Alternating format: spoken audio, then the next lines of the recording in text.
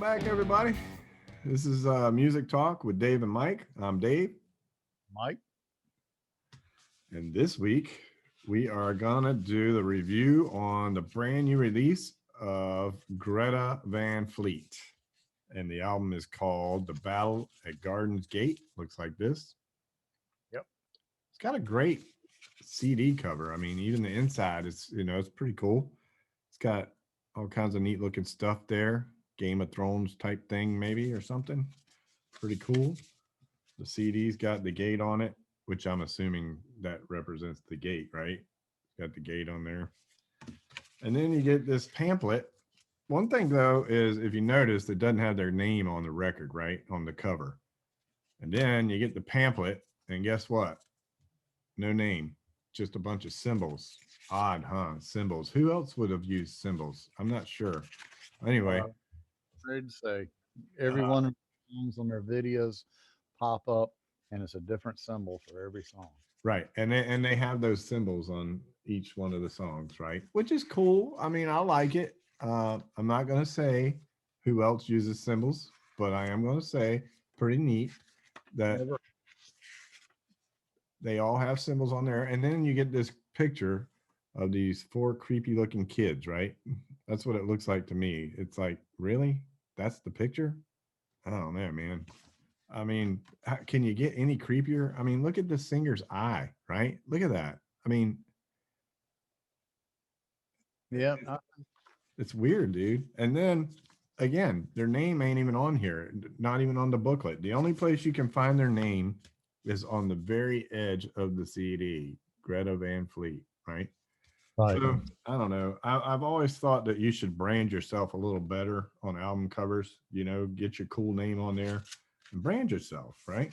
Anyway, so the album cover is pretty cool.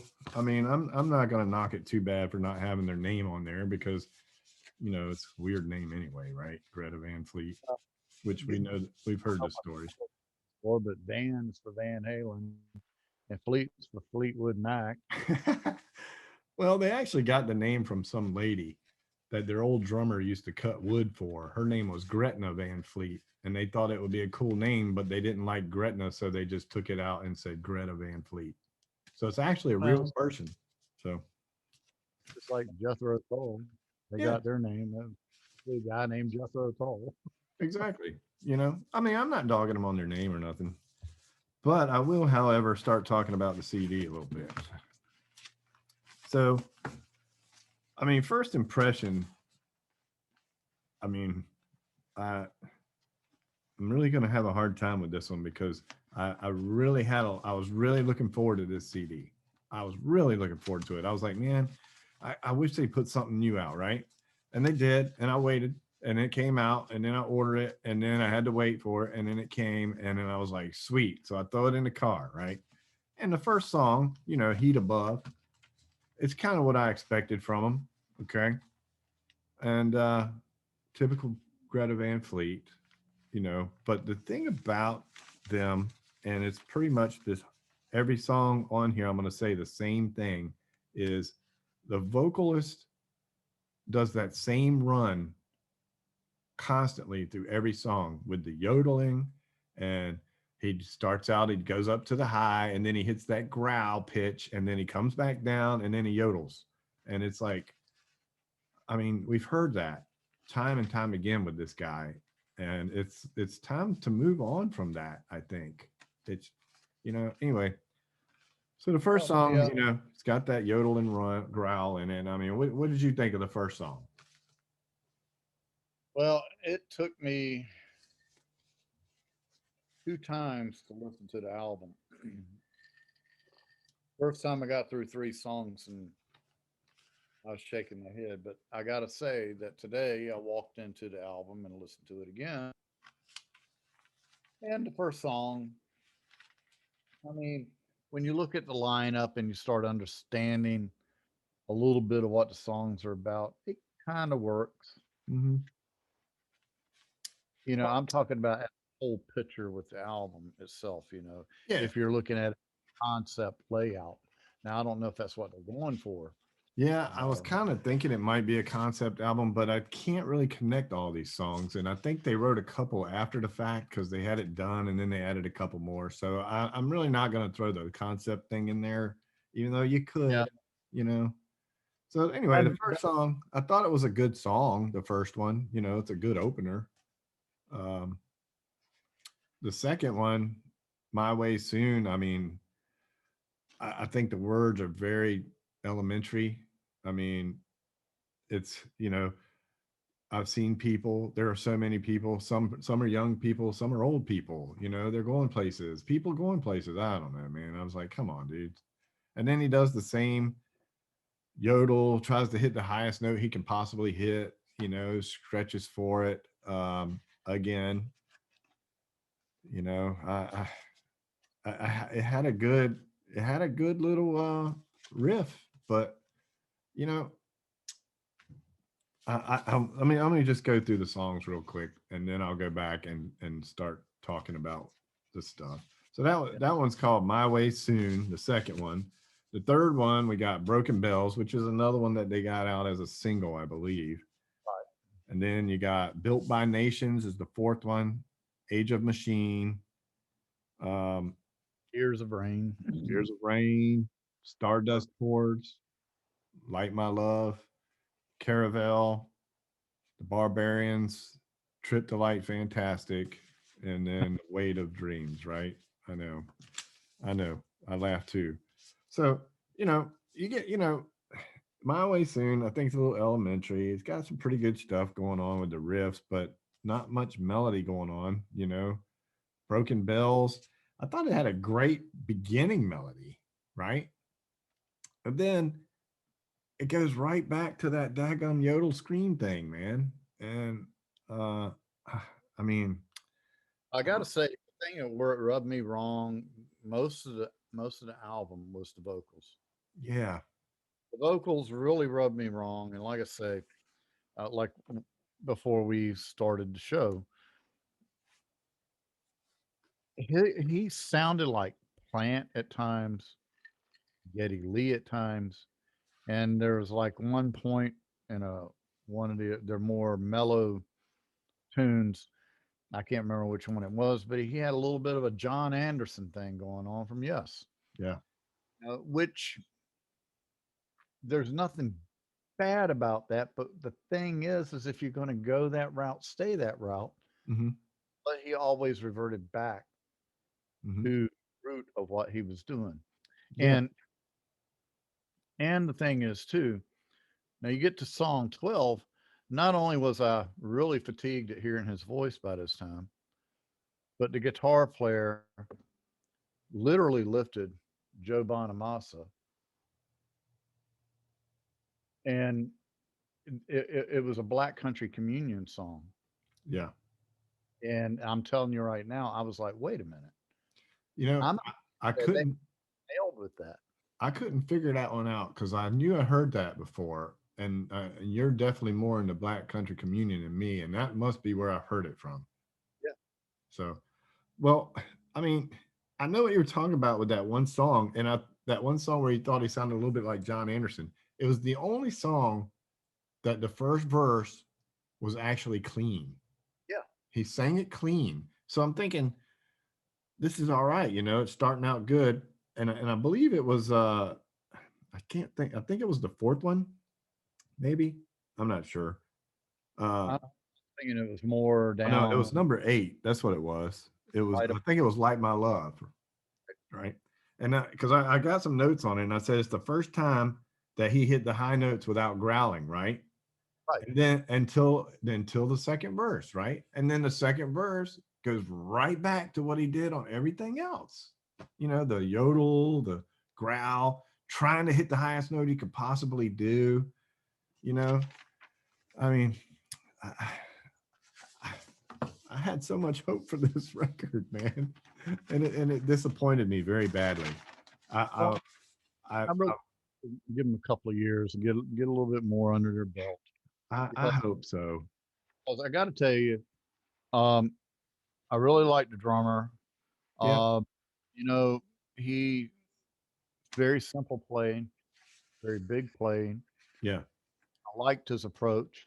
I Hmm. liked the fact that he wasn't trying to trip everybody up with tricks on the drums. Yeah. Um, There's a couple of things that he did though on Built by Nations where they do that little riff and it's a good little riff. It's got that good drum beat in there. And then they gave him two times that he had his little fills. And the first time the fills were good, but then the second time it was almost like he didn't know what to play. no, probably not. I don't think he's a solo type drummer. No. He's a drummer. Play him a fill, and that's what I'm saying. Give him a couple more years. Yeah. He'll be able to figure his way out of it. I was wishing that they would have gave him a little. I wish they would have went back and redid that song again for him because he is a good drummer. I like him a lot, but I think if he would have had more time to think about it, he could have got a better second drum fill. But that being said, he's still a good drummer. I mean, I think he was probably the highlight for me of the CD. You know, But uh, that goes to show you too, though, when you're talking about him not giving a chance. I mean, I don't know. Maybe they did give him some chances. I don't know. yeah. But 9 times out of 10, it's all about the pocketbook. Well, You yeah. Even know, the even though another band booked in here. We got to hurry up and get this done. Let's go. yeah, but they had 2.5 years to put this out. So I mean, Yeah. and then the other thing that I had a problem with him was on the last song. Where it's like, well, first of all, the album is 64 minutes long. Okay, that's a long time to hear this guy yodel. Honestly, right? Yeah. So when you Well, get to 12, you're already at a point where it's like, man, is this ever going to end, right? And then you get through the first 4 minutes, and then it stops, and the drummer does this little cha cha cha cha cha cha cha cha, which drove me insane. It's like, come on, man. You can't come up with a better drum fill to take us to the next part of the song, right? And then it goes into this 5 minute guitar solo, right? And the whole time, it's like the guitar player cannot grab it, right? He's playing this solo, and it seems like he's stumbling through it. He's like, oh, well, I gotta catch up with what my brain's thinking, right? And I'm like, this is driving me insane, man. I was literally like this. I was yeah. going, is this song ever going to end? There was one little cool lick in there, and he played it over and over and over, and then he got lost on it, and then he tried to go somewhere else, and it was like, man, this. I gotta blame it all on the producer, man, or something. I mean, somebody needs to give these kids direction, right? They're just I don't know. I'm confused, man, because they have the talent. I Family band. think they're a little bit amateur on their songwriting skills because all the songs sound the same. It was pretty much after the first 3 songs, 4 songs maybe, the rest of the album, you heard it all. So you had 8 songs that sounded like the first 4 songs. And that's the way I felt about the whole record. Well, I mean, like I said, I gave it a second shot today and was able to get all the way through it. Yeah. I didn't crack a beer while I was doing Yeah. Well, you should have. Um, it. I, but I was, but the thing I am going to say is that overall they got a good thing going. Mhm. Uh, the way I look at them is they're still taking the baby steps. They're like a good band that's on the bar circuit that put a CD out, you know. Yeah. And like you were saying, they need somebody giving them direction. Yeah. And And the producer, man, is Greg Kirsten, right? I mean, this guy's worked with everybody. He's worked with Adele, Sia, yeah, Foo Fighters, Beck, Pink, and Billy Shears, also known as Paul McCartney. And then, you know, so he, so he, I figured I'd get you on that one. Uh, so he's been around, man. The producer has, but the mixing of these songs too drove me insane. Right? Whoever did the mixing was terrible because a lot of times when the guitar parts would come in, they were just hard in. It wasn't like it was part of the song. It was just all of a sudden, bam, you get hit with this guitar solo on one side of you, right? And then it happened throughout the whole album because I'm like, man, maybe it was just that one song, but it wasn't. When they were layering these guitar parts, there was no it was not smooth. None of it was smooth. It was just hard parts all over the place. And I'm like, oh, it's just No, a lot of that lies in. I mean, you can blame the engineer, Hmm. but I blame actually the person handling the instrument. Number one, and number two, at the end of the day, the editing and production. Well, that's what I'm saying. The mixing and and the producer, I have to throw a lot of this blame on them, man, because I mean, you got these four kids, and I'm calling them kids because I don't even think they're really that old. Uh, No, you got these four kids that can play. They've got decent songs, right? They just need direction, and you know, they, they're not getting it from from whoever's their yes people are not giving them good direction. They need somebody to go in there and say, listen, this is what you're good at doing. Do this. You know, the stuff that they're trying to do here, I know that they're trying to get away from that shtick that everybody keeps putting them in, and you know the band I'm talking about. And the reason why everybody says that is because a lot of their songs sound like that, right? And then when they're interviewed about it, they're like, "Oh, we don't even know who that band is." So don't even come off at me telling me you don't know who this band is that everybody keeps comparing you to because you're ripping licks off of them, and you can hear it plainly.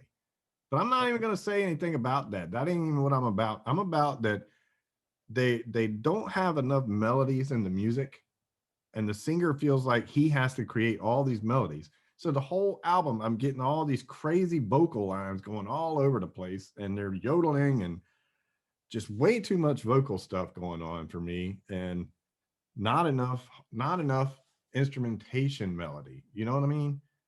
Like, I don't know. It's a very hard CD to listen to the whole way through. it was hard for me to. It took me 2 days to get past the third song. Yeah, But I'll put it this way: I saw online a lot of people that were actually part of the party that they had online for the release of the album and everything. They're all jumping up and down, praising it, and they're all running up to the altar, getting down on their knees. And I get it because they are sticking to traditional stuff that we grew up with, but they need to start paying tribute to those people when they're being interviewed. right. Again, back to what you were talking about.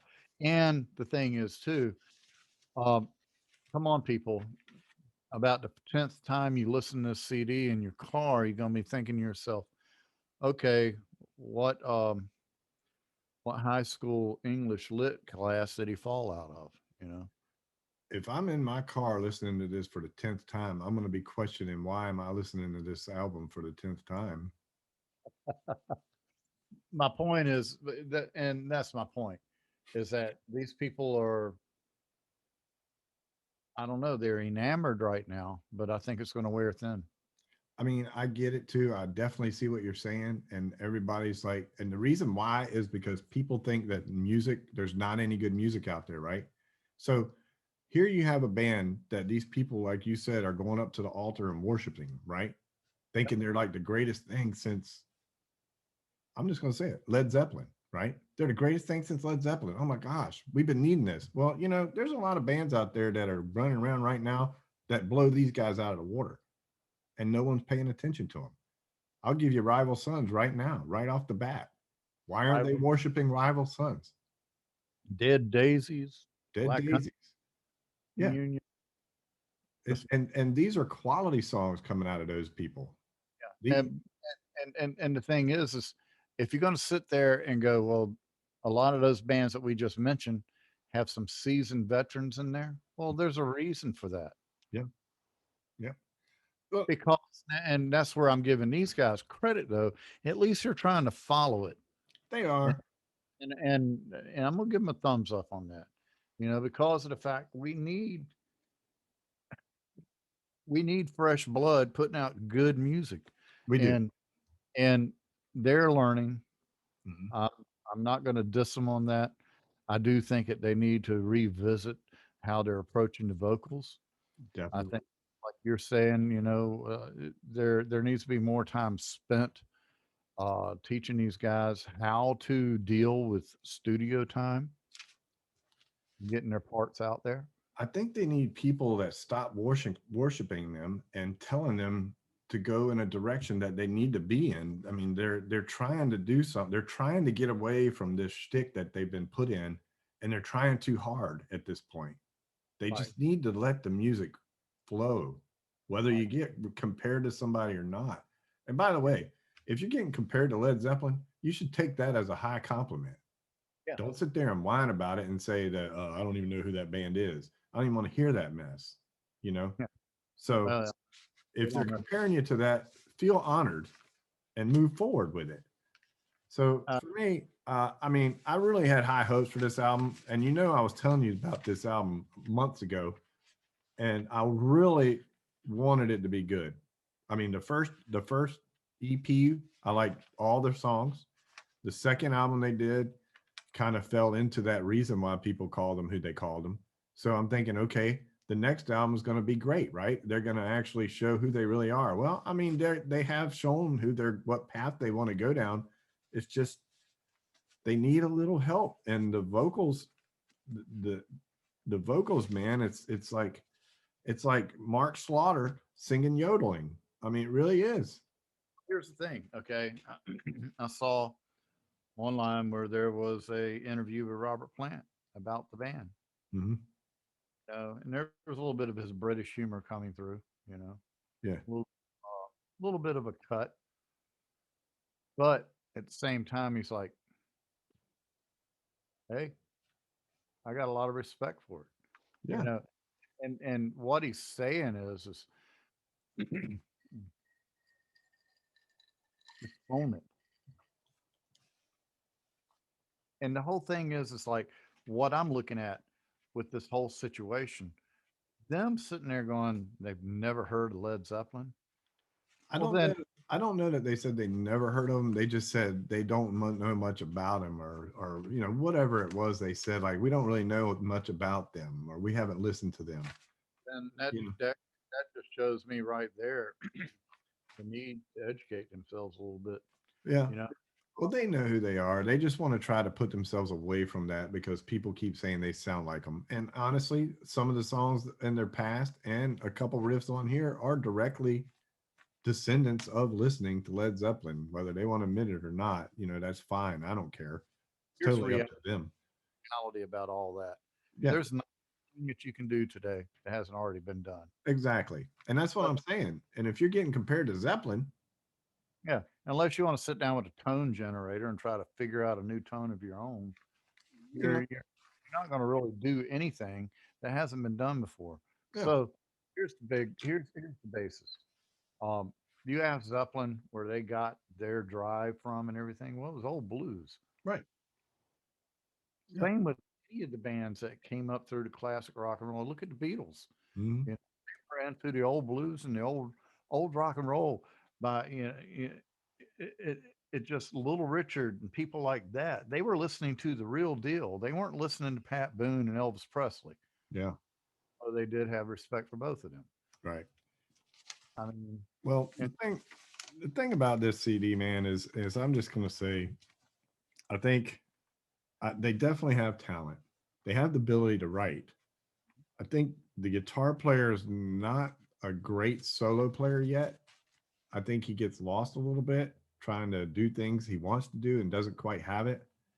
The singer, definitely way too much of the woes and the yodeling and all these little screams and stuff he does. He does it in every song. who's And doing keys? The bass player. what's that? Who was playing keys? The bass player. That band? Yeah. Kind of like that band that uses cymbals. But so anyway, I think the production was not very good. I think the mixing was not very good. So I believe that probably made me think less of this album because it was mixed so badly. I mean, the bass sound was terrible. When it was low, it was just muddy and it was there. When it was high, it was so hollow and shallow that it had no definition. I mean, the drums sounded great, but bass sounded terrible. And the guitar player, he's still trying to figure out what sound he wants. I get that. there was a wah solo he did in there that was just started out okay, and then it just went bad from there. So I mean, I don't know. I don't know. I For me, it was it was not a good production. It was not it was not what I was hoping for. Uh Well, I like maybe 3 songs on the whole CD that I could listen to. There's no way I can put this in and listen to it all the way through again. I mean, I tried it. I've tried 4 or 5 times. I can't get through the whole thing. Um, if I hear one of their songs come on in a rotation, I'm okay with it. But if you put more than 2 back to back, I don't know that I can sit through that much. well, here's the real deal. Okay, you look back at the era of music that they're trying to emulate right now. Look back at that era: Mhm. Led Zeppelin, Beatles, Rolling Stones, Jethro Tull, King Crimson. I mean, on and on and on. Fleetwood Mac, whatever. Uh, Savoy Brown. Um, I mean, Bogcat. They all, oh my God, they wrote the book. Yeah. They scores. Yeah. There, and so when you put something out and you're dealing with that type, that era, that placard of, okay, I'm gonna do the classic rock and roll sound, but Yeah. I'm gonna put it out in a format to make people want to listen to it today. You better be on your game. Yeah. Yeah. Yeah, I think with a little bit of direction from a professional, I think they'll be okay in an album or two, but it can't keep doing what they did on this one because I mean, I want to, I guess probably the vocals is what takes me away the most on this because it was the same every song. yeah. Well, Uh, they something engineer wise, he could have put effects on him or something, change him up. they I could mean, have, around all the way around. I'm just wondering, you know, actually, who was really calling the shots? yeah, And because of the people that were involved, number one. And you know what? I'm sure we're going to catch a lot of flack over this. I'm sure. And I don't care. I mean, everybody's entitled to their opinion. Yeah. Um, I'm going to be generous, and in my heart, I feel like this is generous because I really did have a lot of respect for this drummer, and because he was playing big and simple, Hmm. filled the gap that Yeah. needed, filled, and the tuning of his drums was dead on. You Great. know, songs. Um, He had a I'm great feel. gonna give it a six. You know, Wow. You're going 6? yeah, I'm gonna give it a six. Well, I'm not that generous. I'm going to tell you the truth. I would have went lower even, but I like the album cover. So I'm giving it a 4, man. I can't go over a 4. I mean, I would rather listen to Marcus King's album again than this. That was So rough. I just I mean I feel bad about it because I really like these guys and I was hoping for a better album, but I I don't know. I don't know, man. I mean, I, Mm. I'm It, not even looking forward to listening to it again. well, I'm going to keep an eye on them because I really think that with due time, they're going to step up to the plate. I think they were put into. I think they were put into the heat of the mix. To Yeah, They didn't spend enough time in live situations to polish themselves and to look at what other guitar players and such were doing to accomplish what they're doing, yeah, whether it's a live situation or whatever. And from that, you walk into the studio and you go, well, this is what I'm hearing and this is what I want to go for. yeah. Work with Well, your in- let's just hope that they get a little direction from somebody that don't just say yes to them all the time and tell them what they need to do to get to the next level. Because, I mean, I agree with you. We're probably going to get a lot of flack from this. We're going to get people watch this and say, "You guys don't know what you're talking about," or whatever. I just think this isn't a stepping stone. I'm telling you right now, you give them 2 or 3 more years, they're going to be all over the map. And the thing is to compare some to Led Zeppelin and stuff. Here's one thing that a lot of people got to remember about those guys. And in that day, you didn't get into the studio until you were doing 8, 10, 12, 12 gigs a week live, Yeah. moving.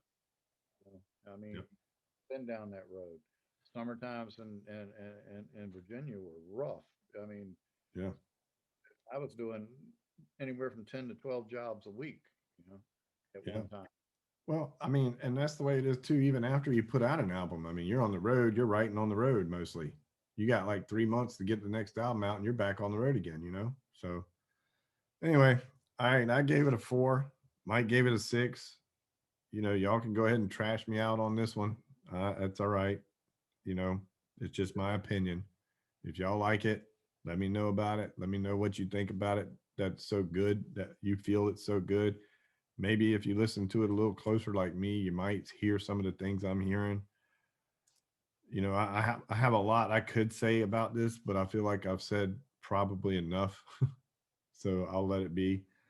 So Yeah, anyway, I'm going to give it a 6, and I'm going to keep an eye out on them. yep. I know that some better things are going to come out down the road. Yeah, let's Uh, hope the next one's better. you know, So uh, like I say, I hope they do work a little bit harder in the studio, change up some things. yeah, and just drop the yodels. You know, I don't need it on every song. So all right, well, we'll wrap it up there. 4 for me, 6 for Mike. Till next time, y'all be safe. And peace and love, and listen to the music.